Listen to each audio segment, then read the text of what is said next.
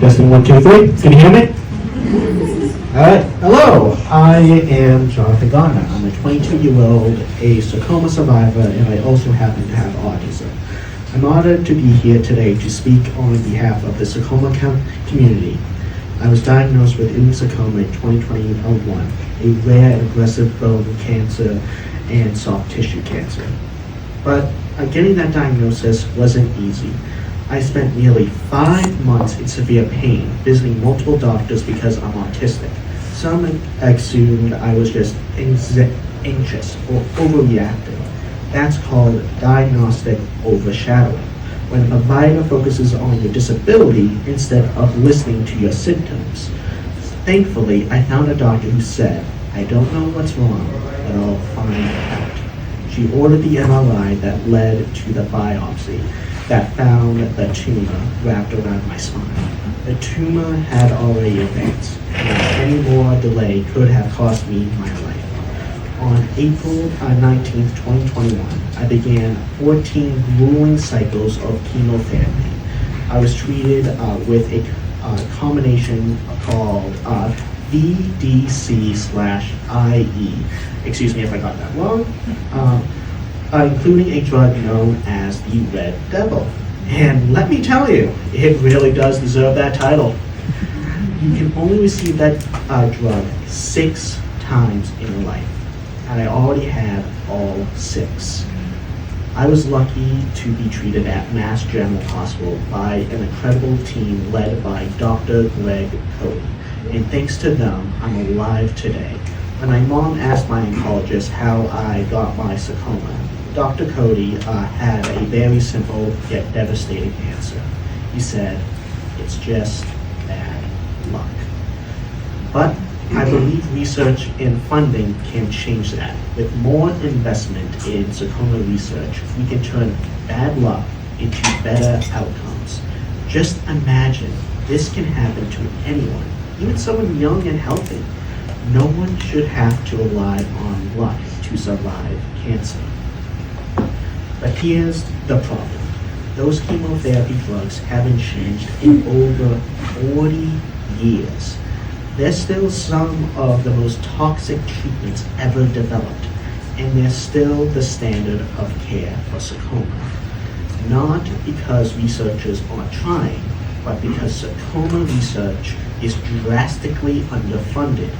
I tried to carry the spirits of other sarcoma warriors with me, like my friend Donovan, who has faced multiple reincarnations of sarcoma and is one of the most faithful and inspiring people I know. I also carry the memory of a young woman who made this pin, as you can see right here. She passed away recently at just 23 after fighting sarcoma for 6 years. I share their stories to carry that purpose forward, and I ask you to help carry it too by supporting more research. Sarcoma makes up 1% of all cancers, but we receive less than 1% of federal cancer research dollars. That's not fair, and that's not worthy. We deserve better, safer treatments and sane inventions and hope given to more common cancers. Today, I live with long-term effects from both the cancer and the treatment. My tumor is still wrapped around my spine and can't be safely removed. I live with chronic pain, nerve damage, stomach issues, fatigue, memory challenges, and lifelong mobility issues. The cancer changed my spine. The treatment changed everything else, and that's why Medicaid matters. I rely on Medicaid for support, and others rely on the Affordable Care Act. We need this coverage to live well, not just survive. Please protect Medicaid and keep the Affordable Care tax credits that help people afford care. If funding is cut or access is restricted, sarcoma patients like myself could lose access to long-term specialized care we need, not just to survive, but to live well. Survivorship followed up care, disability support, and flexibility in services. Without that, people will fall through the cracks, and that will cost lives. So today, I'm asking you, don't cut Sarcoma research funding. Please invest more. Protect and strengthen Medicaid and the Affordable Care Act. Support accessible patient-centered cares for survivors with complex needs.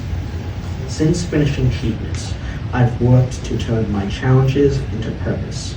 I advocated at a state and national level for disabilities and sarcoma communities. I served as an ambassador for Operation House Call with the ARC in Massachusetts, where my colleagues and I teach medical professionals how to better support patients with intellectual and developmental disabilities and or autism. I believe every life matters and that everyone deserves the chance to live their best lives. By sharing my story, I hope to help others with sarcoma live longer with better care and in a future filled with hope. Thank you for giving me the chance to speak with you today.